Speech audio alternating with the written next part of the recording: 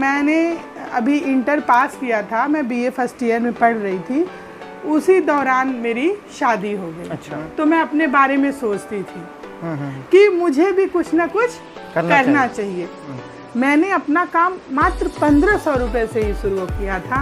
मैं एक ranger cycle से चलती थी। मेरे पास सैंपल भी नहीं थे, लेकिन मैं मार्केटिंग पे निकल गई।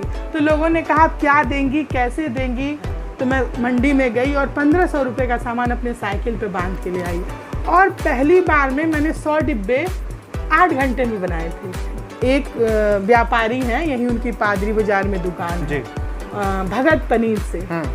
तो उनके यहाँ वीरेंद्र भाई आए मेरे पास, वो मेरे पहले कस्टमर थे। दोस्तों, बहुत स्वागत है आपका बातचीत के शो में। आज के बातचीत के शो में हम आपको एक स्पेशल गेस्ट से मिलवाने वाले हैं। हम लोग फ़िलहाल गोरखपुर के पादरी बाज़ार के इलाके में हैं। इस इलाके में महिला उद्यमी संगीता पांडे जी अपना डब्बों का कारोबार करती हैं। आपको फ्रेम में एक शख्सियत नज़र आ रही होगी, इन्हीं को संगीता पांडे जी कहते हैं। और हम इनसे बहुत सारी बातचीत करेंगे, लेकिन बातचीत की शुरुआत इनके परिचय से करेंगे और इनकी शुरुआती शिक्षा के बारे में बात करेंगे। मैडम, बहुत स्वागत है आपका हमारे शो में। हम आपसे जानना चाहेंगे कि आपकी शुरुआती शिक्षा कहाँ से हुई है? पहले तो जो भी लोग मुझे देख रहे होंगे, सुन रहे होंगे, उनको मैं नमस्कार कर रही हूँ। और आपका भी बहुत बहुत स्वागत है सिद्धि विनायक पैकेजर में। आप आए और मैंने कोई बहुत स्पेशल शिक्षा नहीं ग्रहण की है, जैसे कि हाई स्कूल, इंटर, ग्रेजुएशन। और मैंने अभी इंटर पास किया था, मैं बीए फर्स्ट ईयर में पढ़ रही थी, उसी दौरान मेरी शादी हो गई। अच्छा। और शादी के बाद मैंने धीरे धीरे मैं ससुराल चली गई। फिर मैंने ग्रेजुएशन में ही गोरखपुर यूनिवर्सिटी से मैंने अपनी ग्रेजुएशन की शिक्षा ली है। अच्छा। तो फिर मैंने शादी के बाद ग्रेजुएशन पूरा किया और ग्रेजुएशन पूरा करने के बाद मैं पोस्ट ग्रेजुएट के लिए हिंदी से मैंने फॉर्म भरा कि मैं पोस्ट ग्रेजुएट करूँगी। तो मेरा एक बेटा हो गया था जी। तो जब बेटा हो गया तो फिर हमारे पति ने कहा, मेरे पति पुलिस विभाग में हैं, हेड कांस्टेबल हैं, उस समय वो कांस्टेबल पद पे थे। तो उन्होंने कहा कि जैसे अब पढ़ाई करने का तुमको मन है तो करो, लेकिन अब बच्चे, परिवार सब कुछ देख के फिर पढ़ना, तो थोड़ा सा मुझे कठिनाई हुई। मैंने ग्रेजुएशन कर ही लिया था, तो मैंने वहीं अपनी शिक्षा मतलब रोक दी और फिर मैं अपने गृह कार्यों में अपनी दक्षता दिखाने लगी, अपने परिवार का, अपने बच्चों का ख्याल रखने लगी। लेकिन कहीं ना कहीं जब मैं धीरे आगे बढ़ती, उसके बाद जब इन सब चीज़ों से थोड़ा भी मुझे समय मिलता, तो मैं अपने बारे में सोचती थी कि मुझे भी कुछ ना कुछ करना चाहिए। और ये मेरे मन से हमेशा ये आवाज़ आती रहती थी कि मुझे कुछ करना है, मुझे कुछ करना है। तो ये सफ़र आपका जो है, जहाँ पे हम लोग फ़िलहाल बैठे हुए हैं, सिद्धि विनायक पैकेजर्स, इस सफ़र की शुरुआत कहाँ से हुई थी? ऐसा हमने पिछले आपके तमाम वीडियोस सोशल मीडिया पे हैं, उसमें हमने देखा है वीडियोस में, और समाचार पत्रों में भी खबरें छपी हैं, तो उसमें ऐसा लिखा हुआ है कि 1500 से आपने बिज़नेस शुरू किया था। तो वो सफ़र बताइए कि जब 1500 से आपने शुरुआती लेवल पे बिज़नेस शुरू किया था। तो जो भी कहीं भी आपने पढ़ा है, सुना है, ये बिल्कुल सत्य है। मैंने अपना काम मात्र 1500 रुपये से ही शुरू किया था, क्योंकि उस समय जब मैं इस काम में आई थी तो मेरे जेब में सब 1500 रुपये थे और मुझे इस काम का भी कुछ पता नहीं था, क्योंकि उस समय सोशल मीडिया इतनी एक्टिव नहीं थी।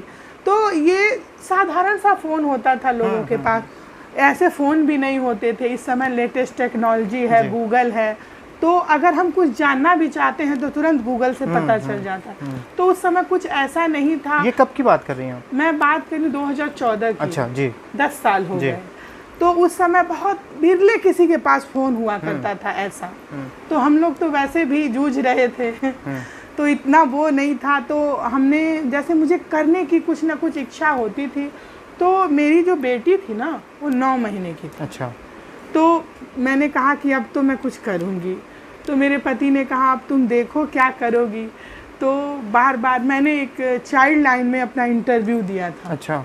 जो पीजीएसएस की एक संस्था है, शायद अब बंद हो गई है। तो उसमें मैं गई इंटरव्यू के लिए, मेरा सिलेक्शन भी हो गया। तो मैं अपने मतलब बेटी को लेके गई, 9 महीने की थी मेरी बच्ची। तो उन्होंने मना कर दिया कि आप बच्चे को लेके नहीं आ सकती हैं। तो जब मैं फिर बच्चे को लेके नहीं आ सकती हैं तो मैं तुरंत घर चली आई। मैंने थोड़े देर तक उनसे कहा, लेकिन वहाँ कोई ये सुनने को तैयार नहीं था। कहा अगर आपको काम करना है तो अपना बच्चा छोड़ के आइए। तो अगले दिन मैंने बड़ी कोशिश की, मैंने बड़ी हिम्मत जुटाई, क्योंकि एक माँ के लिए बड़ा कठिन होता है अपने परिवार से दूर जाके कोई भी काम करना। सही बात। तो वो काम चाहती तो हर महिला है कि मैं कुछ ना कुछ करूं, लेकिन घर छोड़ना बड़ा कठिन हो जाता है उसके लिए। तो मैं भी किसी तरह से हिम्मत बना के अपनी बच्ची को छोड़ के मैं बाहर निकली गई।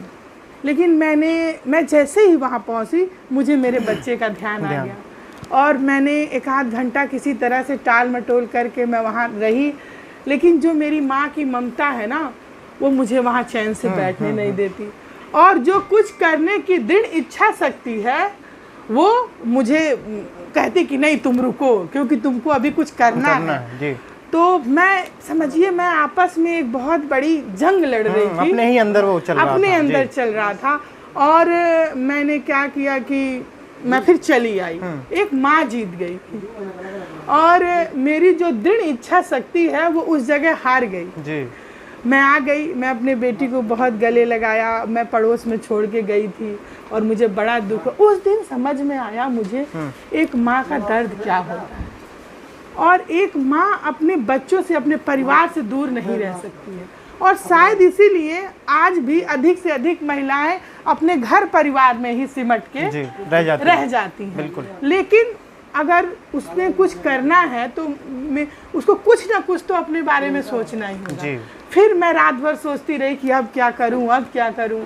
तो फिर मेरे दिमाग में ये मिठाई के डिब्बे बनाने का ख्याल आया। मैं एक दुकान पे गई, मैंने मिठाई के डिब्बे देखे तो मुझे ये ध्यान आया कि ये भी मैं घर पे बैठ के ही बना सकती हूँ, जिससे मैं अपने परिवार और बच्चों की देख रेख भी कर लूँगी और 2 पैसे भी आ जाएंगे।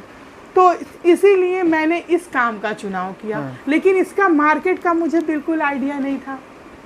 तो मैं दुकानों पर मैं एक रेंजर साइकिल से चलती थी। तो रेंजर साइकिल थी और मैं अपनी बेटी को 11 बजे छोड़ ओढ़ के और मैं 11 बजे से निकल जाती थी साइकिल से।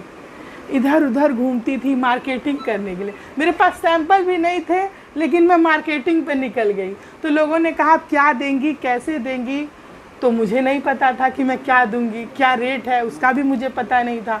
तो मैं घर पे आई और मैं 1500 रुपये का सामान कहीं से मैंने पता किया कि मंडी में ये मिलता है।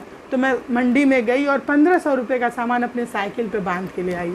और पहली बार में मैंने 100 डिब्बे 8 घंटे में बनाए थे, क्योंकि मैंने कहीं कुछ सीखा नहीं था। मैं मार्केट से जो डिब्बा ले आई थी मैंने उसको फाड़ के चेक किया था कि वो कैसे बना हुआ है, और मैंने ले ही बनाई। और उस दिन शायद मेरा तीज का व्रत भी था, लेकिन मुझे व्रत का कुछ भी नहीं पता कि मैं निराजल व्रत हूँ। मुझे ये लगा मैं कैसे डिब्बे बना लूँ, कैसे बना लूँ। और मैंने 100 डिब्बे बनाए और मैंने बना के वो 100 डिब्बे का मटेरियल था, मैं ला के रख दी थी। और मैं बना के मुझे भी बांधने भी नहीं आता था, तो मैंने टेबल पे सजा के रखा था। और जैसे कि मैंने मार्केट में मैं बहुत घूमी थी कि मैं डिब्बों का काम करने जा रही हूँ। तो एक व्यापारी हैं, यहीं उनकी पादरी बाजार में दुकान है, भगत पनीर से। तो उनके यहाँ वीरेंद्र भाई आए मेरे पास, वो मेरे पहले कस्टमर थे।